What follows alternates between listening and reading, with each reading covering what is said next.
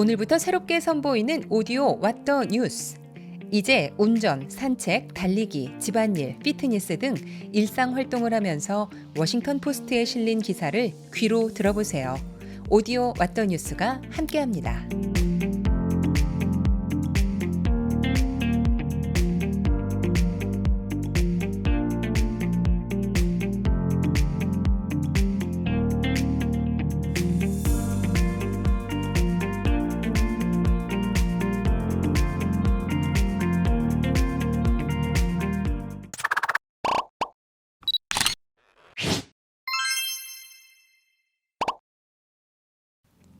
미국 전 지역의 코로나 바이러스 집단 면역 시기가 빠르면 6월 초에 도래할 수 있다는 평가가 나왔습니다. 앤서니 파우치 국립 알러지 및 감염병 연구소 소장은 전체 인구의 70%에서 85%가 면역을 갖췄을 때 집단 면역을 형성하고 바이러스 사멸 단계에 이를 것이라고 예측했습니다. 백신 접종을 통해 항체 면역을 갖는 것 외에도 이미 코로나 바이러스에 감염돼 자연 면역을 갖추는 경우도 모두 포함됩니다. 현재 화이자, 모더나, 존슨앤존슨 백신이 전국적으로 매일 350만 개 이상 접종되고 있는 점을 감안하면 백신 접종만으로 7월 말에 전체 국민의 70%가 면역을 갖추게 됩니다. 9월 중순이면 85%를 넘어서 이론적으로 코로나 바이러스는 적어도 미국 내에서 더 이상 위협이 될 수 없게 됩니다.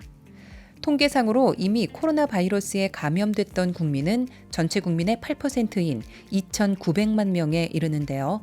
연방질병예방통제센터 CDC는 자신도 모르게 무증상 감염이 됐다가 항체를 갖춘 국민이 전체 국민의 25%에 달할 것으로 예상했습니다.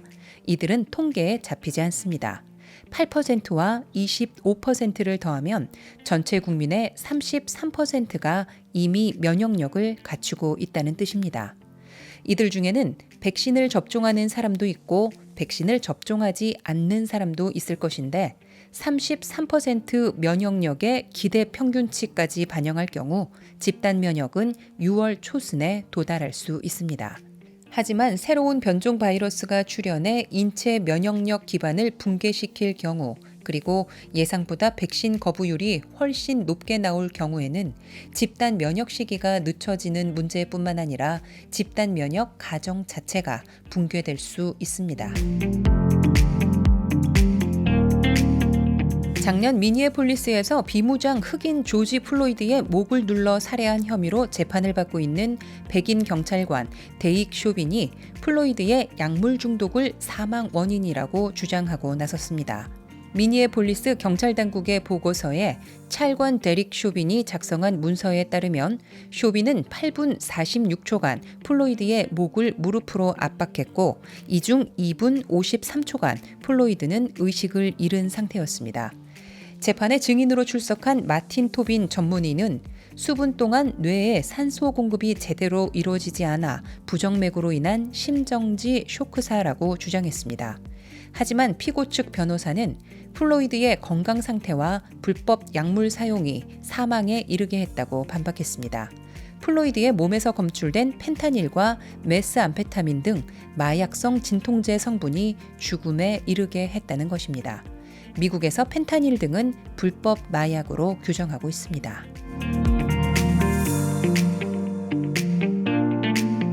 경기부양법률 등에 의해 각종 부채 상환 기일이 연장됐지만 크레딧 리포트에 제대로 반영되지 않아 상당수의 국민이 크레딧 교정에 어려움을 겪고 있습니다.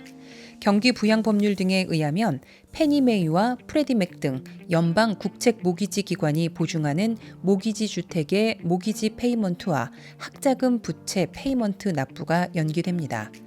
연방정부는 연체가 되더라도 크레딧 점수 등에는 전혀 영향을 미치지 않을 것이라고 공언했지만 실제로는 제대로 실행되지 않는 것으로 나타났습니다.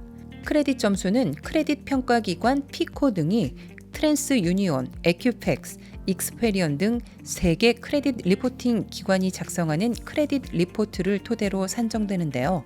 부채 채권을 소유하고 있는 금융기관 상당수가 경기부양법률의 크레딧 보호 규정을 무시하고 연체 사실을 크레딧 리포팅 기관에 통보해 연체 사실을 그대로 적시하는 사례가 많아지고 있습니다. 비영리 소비자단체 컨슈머 리포트의 옥타비오 블랑코 금융 담당 기자는 크레딧 리포팅 기관과 금융기관 사이의 의사소통이 제대로 이루어지지 않아 수많은 오류가 발생하고 있다고 지적했습니다. 연방소비자금융보호청에 따르면 작년 한 해 동안 크레딧 리포트에 대한 불만 신고가 2019년 대비 2배 이상 증가했습니다. 대부분 경기부양 법률에 의한 크레딧 유예 규정을 위반한 채 정당한 법적 행위가 크레딧 손상 행위로 둔갑한 경우입니다. 전문가들은 연방법에 의해 연간 3회에 걸쳐 지정 웹사이트 www.annualcreditreport.com을 통해 무료 크레딧 리포트를 발급받을 수 있기 때문에 이를 통해 검토하고 잘못을 바로잡아야 한다고 밝혔습니다. 오류를 발견할 경우 해당 크레딧 리포팅 기관에 신고하고 수정 사항을 확인해야 합니다. 미국 전체 가구의 17%가 의료 부채를 지고 있는 것으로 나타났습니다. 연방 센서스국의 최근 조사와 카이저 가족재단의 보고서에 의하면 2020년 기준 미국 전체 가구의 19%가 의료 선납 비용을 지급할 수 없었으며 의료 시술을 받은 후 치료비를 낼 수 없었습니다. 의료비 부채 중간값은 $2,000로 부채 가구의 절반은 $2,000보다 많았고 절반은 $2,000보다 적었습니다. 흑인의 의료비 부채 비율은 27.9%로 가장 높았고 히스패닉은 21.7%, 백인은 17.2%, 아시아는 9.7% 등이었습니다. 학력이 낮을수록 소득 수준이 낮았기 때문에 의료비 부채 비율이 높았습니다. 18세 미만 어린이와 청소년을 부양하는 가족은 24.7%로 매우 높았지만 부양할 어린이가 없는 가구는 16.5%로 낮았습니다. 5세 미만 아이가 있는 가구의 의료비 부채 비율은 25.4%, 5에서 9세 가구는 24.4%, 10에서 18세 가구는 24.2%였습니다. 지역적으로는 남부가 22.1%, 서부가 15.2%, 북동부가 15.6%, 중서부가 20.1%로 상당한 편차를 보였습니다. 65에서 69세 포함 가구는 15%, 70에서 74세 포함 가구는 11%, 75세 이상 포함 가구는 9% 등으로 매우 낮았습니다. 이는 국가 의료보장 프로그램 메디케어 수혜율이 높기 때문이며 이들 베이비 부머 세대의 자산이 전 세대를 통틀어 가장 높기 때문입니다. 가구 내에 건강이 좋지 않은 구성원이 포함될 경우 31%에 달했으며 건강한 구성원들로만 구성됐을 경우 14.4%였습니다. 연중 커버되는 의료보험이 있는 가구의 의료비 부채 비율은 16.2%, 의료보험이 없는 가구는 30.8%였습니다. 코로나 사태로 인해 부모 중 최소 1명 이상을 잃은 18세 미만 어린이와 청소년이 4만 명이 넘는 것으로 조사됐습니다. 코로나로 부모를 잃은 아이의 25% 이상은 10세 미만입니다. 미국의 코로나 바이러스 사망자의 81%는 65세 이상이지만 젊은 성인 사망자도 많기 때문에 그만큼 부모 잃은 아이도 많은 것입니다. 이 중 흑인이 20%로 비대칭적인 모습을 보이고 있습니다. 미국의 흑인 비율은 14%, 이번 코로나 사태로 할아버지나 할머니를 잃은 18세 미만 아이는 200만 명 이상입니다. 코로나 바이러스 백신을 접종한 후 각종 생리불순 증상을 호소하는 여성이 늘고 있습니다. 백신을 맞은 후 평소보다 생리를 먼저 하거나 분비물이 훨씬 많아진 사례, 기존에 없던 생리통이 발생한 사례 등도 보고됐습니다. 이 같은 증상을 보인 여성이 페이스북과 트위터 등 각종 SNS에 소식을 전하자 동일한 증상을 보였던 여성들이 댓글을 달면서 조사가 필요하다는 지적이 나오고 있습니다. 영국 옥스퍼드 대학 연구 보고서에 의하면 백신 접종 시 과다월경 이상 반응이 발생하는 것으로 확인됐지만 연방질병예방통제센터 CDC는 아직까지 공식적인 부작용 사례로 공인하지 않고 있습니다. 옥스퍼드 대학 보고서에는 이 밖에도 월경 과다, 잦은 월경, 질출혈, 외음부 부종, 질외음부 통증, 발작, 종창 증상도 보고됐습니다. 전체 미국인의 34%가 최소 1회 이상의 코로나 바이러스 백신을 접종했습니다.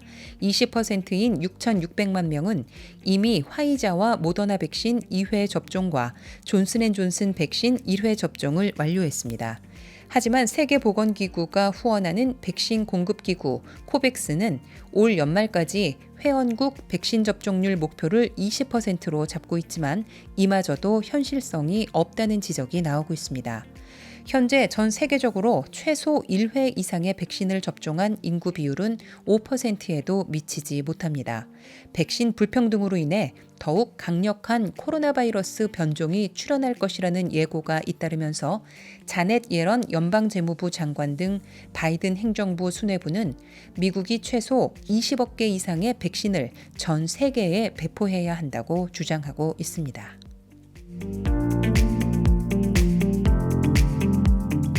부모 없이 미국, 멕시코 국경을 넘어오다가 적발돼 수용소 생활을 하고 있는 청소년과 어린이가 16,000명에 이릅니다. 바이든 행정부는 이들을 보호하기 위해 매주 최소 6천만 달러 이상을 지출하고 있으며 이들이 안전하게 부모 품으로 돌아갈 수 있도록 노력하겠다고 밝혔습니다. 바이든 행정부는 수용된 아이 1인당 1일 평균 290달러를 책정하고 있다고 전했습니다. 도널드 트럼프 행정부는 불법 월경한 아이들에 대한 비인간적인 정책으로 국제적인 비난을 받은 바 있기 때문에 바이든 행정부는 이를 의식해 이들에게 최상의 대우를 하는 것으로 알려졌습니다. 워싱턴 킴스 TV 오디오 왓더 뉴스, 지금까지 뉴스 레이디였습니다.